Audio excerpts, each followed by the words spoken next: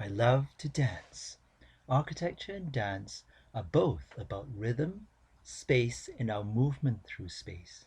While dance is intuitive response to music, architecture invokes intuitive responses in our bodies as we experience its rhythm and space.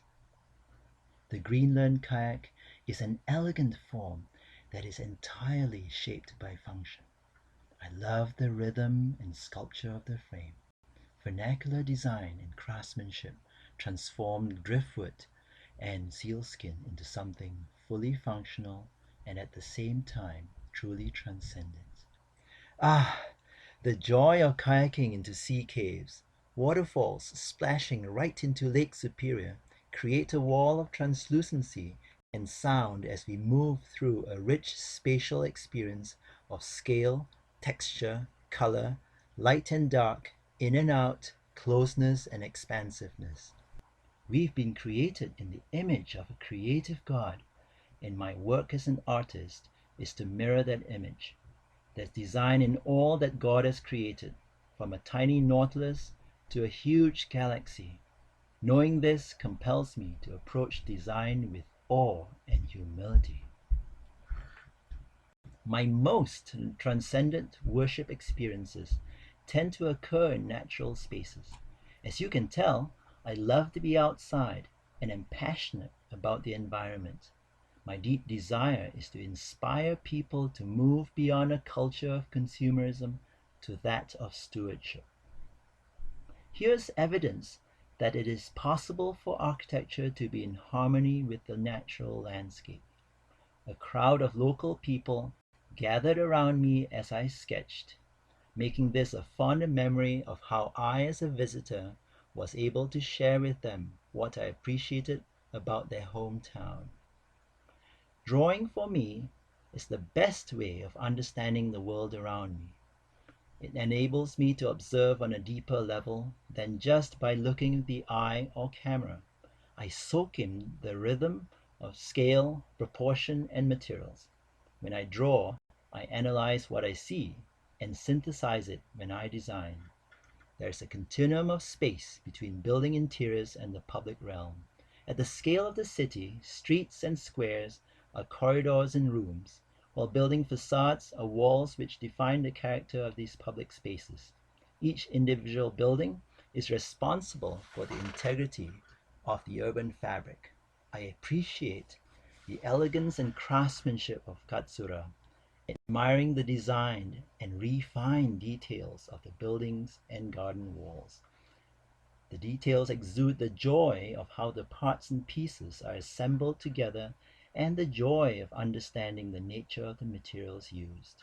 As architects, our calling as stewards extends to social justice.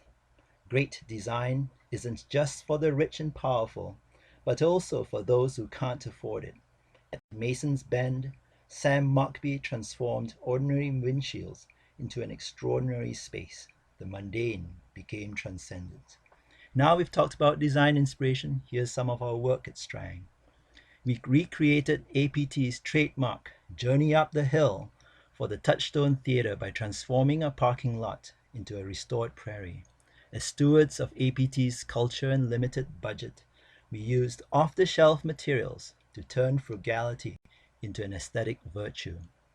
In order to capture the outdoor culture of APT in an indoor venue, large industrial fire doors slide open between performances to extend the space of the theater out through the lobby into the landscape.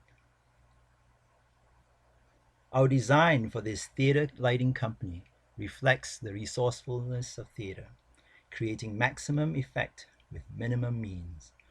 Ordinary off-the-shelf materials like expanded metal was used throughout, from guardrails to exterior sunshades, and as theatrical scrim for the town square facades. Office areas are located behind the theatrical scrim and take on the metaphor of a backstage area, with exposed studs and scenic paint leaking through the scrim. Depending on how the scrim is lit, one either sees the painted scenery or the workspaces beyond. This uninspiring fellowship hall was enlivened by the rhythm of plywood planes creating a vaulted space. New windows, graced by relocated stained glass, draw in light and color to complete the transformation of the mundane into the transcendence. We see ourselves as stewards of Summit's vision, translating into reality with our clients as co-creators. This branch is the result of rethinking the old notion of the stuffy financial institution, instead creating openness and transparency with forward-looking architecture. A colorful and light-filled interior creates an informal and welcoming atmosphere for the branch. Conference rooms and booths provide comfortable spaces with various degrees of privacy for members to meet with Summit financial advisors. Speaking of the client as co-creator, this project began with a call from Summit's CEO. Peter, I have an idea. This fun, whimsical theme space inspires Summit's members to realize their dreams, be it a dream home, a college dream, or a dream vacation. The Agora has an architecture of permanence and mass while possessing transparency and a relationship to the landscape. The rhythm and detailing of the trim extends from the interior to the exterior and reflect the joy of how materials come together. This project is about stewardship and placemaking.